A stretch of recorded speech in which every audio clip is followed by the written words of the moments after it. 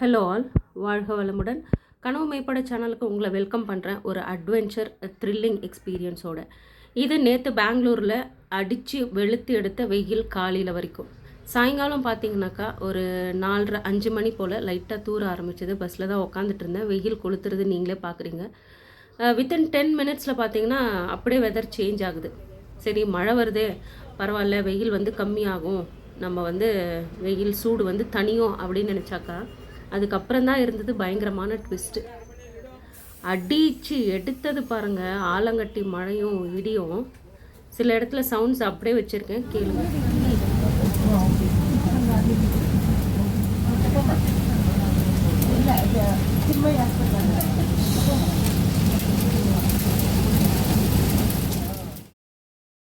ரொம்ப நாளைக்கு அப்புறம் ஆலங்கட்டியை பார்க்குறது சந்தோஷம்தான். அப்படின்னாலும் எனக்கு ட்ராவல் பண்ணும்போது மழைன்னா பயம்.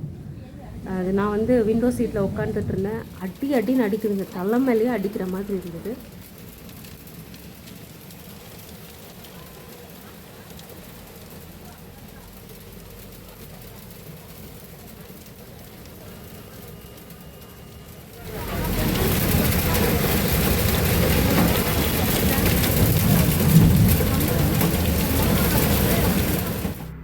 நான் போன இந்த பஸ்ஸில் பார்த்தீங்கன்னாக்கா கொஞ்சம் பேர் இருந்தோம்.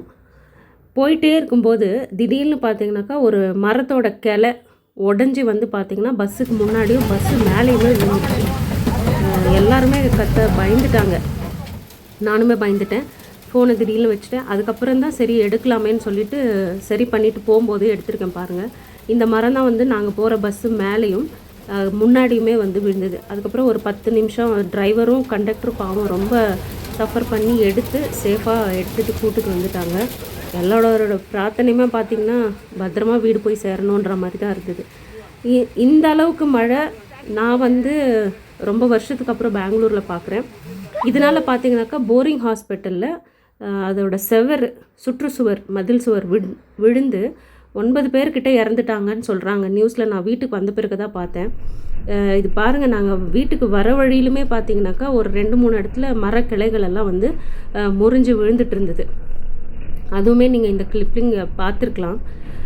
இந்த மாதிரி எக்ஸ்பீரியன்ஸ் நான் வேறு 2 நாளாக போகலாமா வேணாவான்னு யோசிச்சுட்டே இருந்து கிளம்புனேன். காலையிலேருந்தே இந்த மாதிரி தான் நடந்துகிட்டு இருந்தது தடங்கலாம். நைட்டு வீட்டுக்கு சேர்ந்தா போதுண்டான்னு இருந்தது. நல்லா பாருங்கள், இதில் எப்படி தெரியுது பாருங்கள் ஆலங்கட்டி அந்த கல்லெல்லாம். அப்புறம் இட்லி சட்னி பண்ணிவிட்டு சூடாக சாப்பிட்டுட்டு என்னோடய எக்ஸ்பீரியன்ஸ் எல்லாம் பசங்கக்கிட்டே எல்லாருக்கிட்டையும் ஷேர் பண்ணிகிட்டு இருந்தேன். நான் பேய் அறிஞ்ச மாதிரி இருக்கிறத பார்த்துட்டு எங்கள் சின்ன பொண்ணு ஸ்வீட் சாப்பிட்ணும் அப்படின்னு சொல்லிவிட்டு அவளுக்கு அப்படி இருக்குதுன்னு சொல்லிவிட்டு கேக் ஷாப் போனோம்.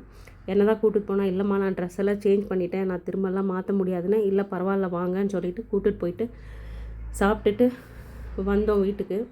நைட்டு தூக்கமே வரல, அந்த அளவுக்கு இருந்தது. கனவு மேம்பட சேனலை சப்ஸ்கிரைப் பண்ணுங்கள், லைக் பண்ணுங்கள், ஷேர் பண்ணுங்கள்.